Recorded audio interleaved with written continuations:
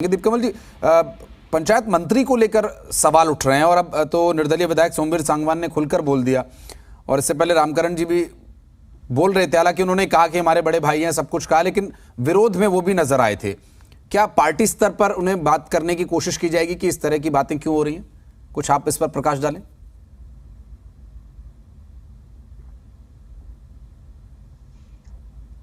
देखिए, जब कोई टकराव पैदा होता है और खासतौर से जब सरकार और कोई दूसरा पक्ष हो, चाहे उसमें कर्मचारी हो, चाहे विपक्षी पार्टी हो, या जैसे आप आज के वक्त में सरपंच हैं, तो कई पहलू जुड़ जाते हैं उसके अंदर।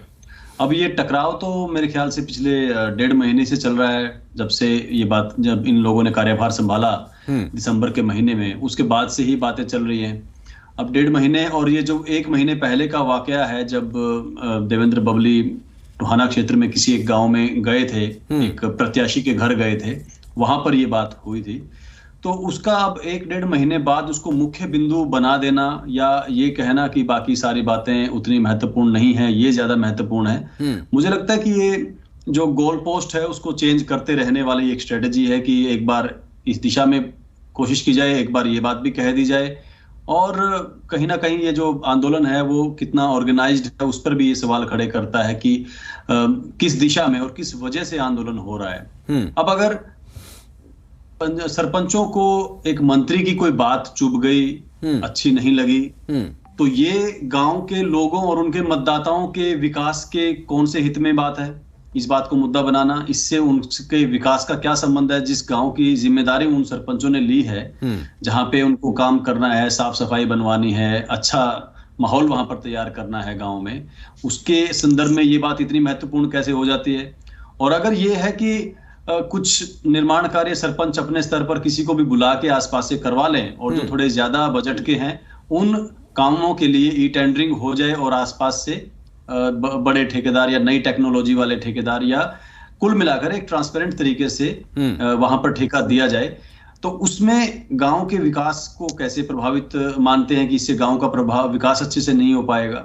जब पूरे बड़े से बड़े काम ई टेंडरिंग से हो रहे हैं आज के वक्त, तो मुझे लगता है सरपंचों के अधिकारों का दायरा और भी बहुत कुछ है। उनको सिर्फ ये निर्माण कार्य तक सीमित नहीं रहना चाहिए, और ज्यादा बातें ऐसी पंचायती राज के अंदर हैं, बजट बढ़ाने को लेकर बात हो सकती है। दूसरी जो चीजें हैं कि जैसे मनरेगा के काम हैं, वो कुछ सीमित हैं, 6-7 तरीके की चीजों में ही मनरेगा के काम हो सकते हैं, उसका दायरा बढ़वाने की वो मांग करें। वो हो सकती है कि हमारे गांव में तो इन बातों की जरूरत नहीं। रचनात्मक तरीके से अगर लोग सोचें तो फिर सर समस्या का समाधान ही ना हो जाए, फिर इतने आंदोलन और इतने प्रदर्शन करने की आवश्यकता नहीं पड़े। रामकरण काला साहब का मैंने विरोध देखा था, उन्होंने बहुत सटीक शब्दों में, बड़े सधे हुए शब्दों में इस बात का बहुत, ठीक है पार्टी में है तो हो सकता है इस वजह से वो उस मर्यादा में रहकर उन्होंने बोला, लेकिन विरोध उनकी जुबान से भी फूटे थे। सर, इसके बारे में भी बात हुई थी पार्टी स्तर पर?